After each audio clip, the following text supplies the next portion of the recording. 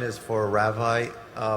You mentioned the story of that. I think you said he was Jewish and he was shot by at that. I think it was a concentration camp or something like that.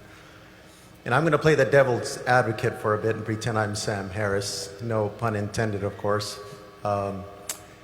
You stated that God was watching. God watched the gentleman pull the trigger. If God was watching, why didn't he make that trigger not work? Why didn't he make that poor individual just pass out while he was digging the grave? I believe Sam Harris would ask that type of question and demand an answer. Yes, I appreciate that question. Playing the devil's advocate, you said that why didn't God keep the man from pulling the trigger rather than allowing the man to pull the trigger and then watch over him and bringing about some kind of judgment? I would say this to you, that the supreme ethic that God has given to us is the ethic of love. It is the peak of all intellectual and emotional alignment. This thing we call love, which places value upon the other person of worth and as something to be protected.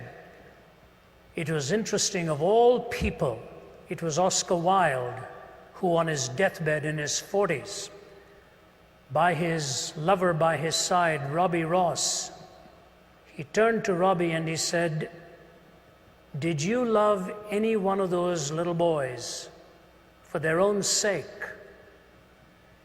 It was an incredible question to ask by a man who was a hedonist on his deathbed in his 40s.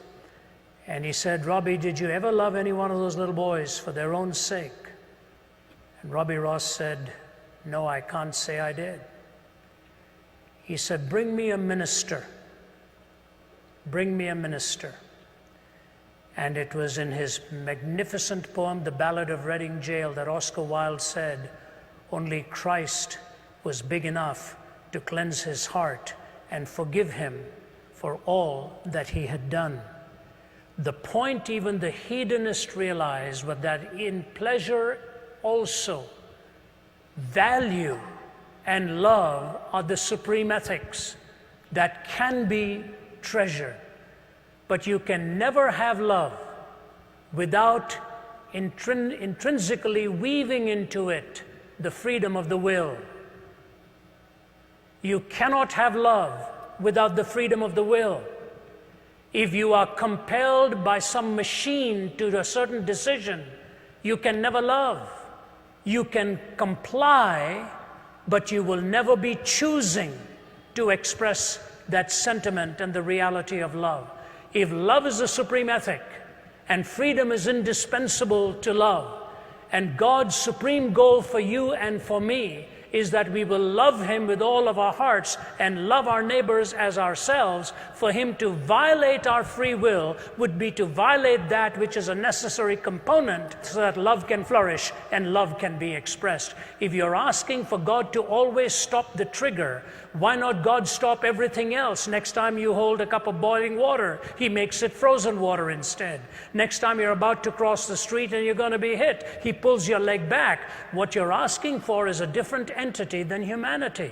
As wonderful as it may seem that in stopping that you think He is protecting you from that which is destructive, the greatest denial that you're asking for is the freedom of your will to be able to choose and to love God with all your heart and all your soul. When you've got love as the supreme ethic and the freedom of the will to choose that love, all of the other contingencies come in and can become explained why it is possible to either choose or to reject so that love can ultimately reign supreme.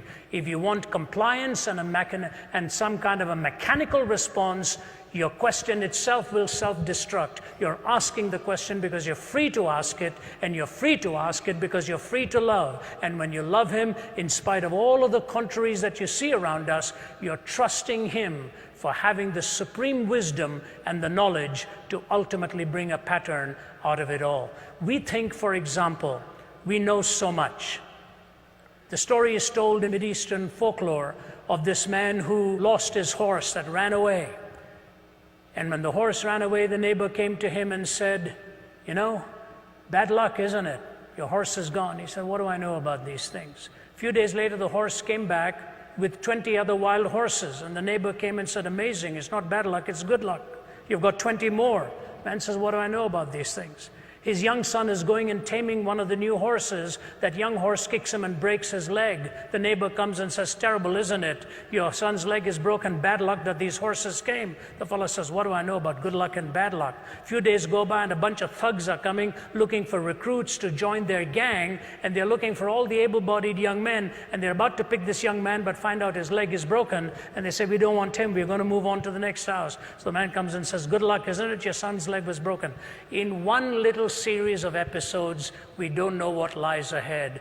Why don't you wait till you stand before God face to face, and you will find out there were reasons why he didn't stop that trigger, so that you will see the heinousness of evil and see the majesty of love and good managing to navigate yourself, but as a pilgrim's progress to come to them.